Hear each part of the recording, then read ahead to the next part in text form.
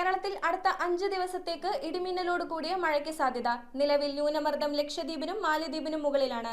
November 22ഓടെ തെക്കുകിഴക്കൻ ബംഗാൾ ഉൾക്കടലിൽ പുതിയ ന്യൂനമർദ്ദം രൂപപ്പെടാൻ സാധ്യതയുണ്ടെന്നും ഇത് പിന്നീട് ശക്തി പ്രാപിക്കുമെന്നും കാലാവസ്ഥാ നിരീക്ഷണ കേന്ദ്രത്തിന്റെ മുന്നറിയിപ്പ്. കേരളത്തിൽ അടുത്ത 5 ദിവസത്തേക്ക് മഴ തുടരും. ഇടിമിന്നലോട് കൂടിയ നേരിയതോ ഇടത്തരമോ ആയ മഴയ്ക്കാണ് സാധ്യത.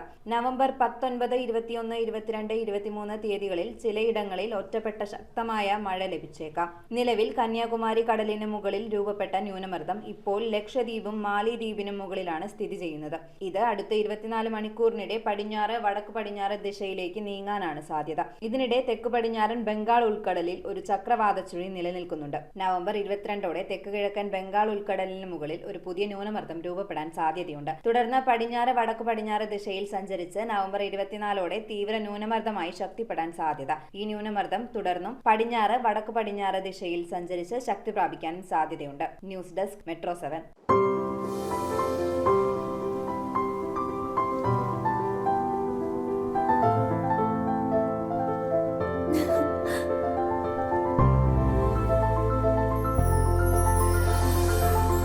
കളങ്കമില്ലാത്ത സൗഹൃദം പോലെ കലർപ്പില്ലാത്ത വിശ്വാസം. കല്ലൻസ് ജ്വല്ലറി.